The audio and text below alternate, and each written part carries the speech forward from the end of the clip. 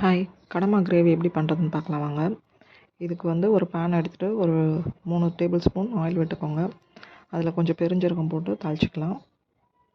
பெருஞ்சீரகம் பொரிஞ்சதும் ஒரு 2 மீடியம் சைஸ் வெங்காயம் கட் பண்ணி சேர்த்து நல்லா பொன்னிறமாக வர வரைக்கும் வதக்கி எடுத்துக்கோங்க.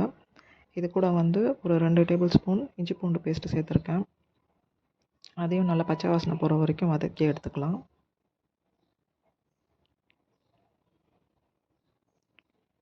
இப்போ பச்சை வாசனையெல்லாம் போயிட்டு நல்லா வதக்கியாச்சுங்க. இது கூட வந்து ஒரு மீடியம் சைஸ் தக்காளி 2 தக்காளி கட் பண்ணி போட்டிருக்கேன். அதையும் சேர்த்து நம்ம நல்லா வதக்கி எடுத்துக்கலாம். இப்போ இந்த தக்காளி வந்து நல்லா வதங்கி வர்றதுக்காக கொஞ்சமாக நான் கல்லுப்பு சேர்த்துக்கிறேன். உங்களுக்கு உப்பு எவ்வளோ தேவையோ அவ்வளோ சேர்த்துக்கோங்க. கடமாக்கு வந்து கொஞ்சம் மீடியமாகவே சேர்த்துக்கோங்க, கொஞ்சம் உப்பு ஜாஸ்தியாக தெரியும் அதில். இப்போது உப்பு கல் சேர்த்து நல்லா நம்ம வதக்கி விட்டாச்சு. இப்போ தக்காளி நல்லா மசிஞ்சு வந்துருச்சுங்க. பாருங்கள், தக்காளி நல்லா மசிஞ்சாச்சு. இந்த டைமில் வந்து வீட்டு குழம்பு மிளகாப்பொடி 2 டேபிள் ஸ்பூன் சேர்த்துருக்கேன். உங்களுக்கு காரத்துக்கு ஏற்ற மாதிரி சேர்த்துக்கோங்க. அதையும் போட்டு நல்லா வதக்கி விட்டுக்கலாம்.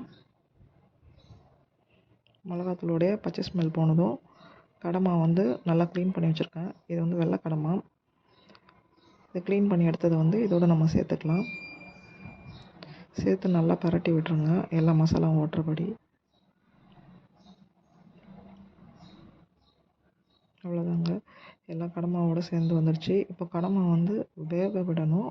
மூடி போட்டு வேக விடாதீங்க, ஆல்ரெடி இதை நிறையா தண்ணி விடும். ஸோ ஓப்பன்லேயே வச்சுட்டு வேக விட்டிங்கன்னா தண்ணி விட விட உங்களுக்கு வந்து கம்மியாக குறைய ஆரம்பிச்சிடும்.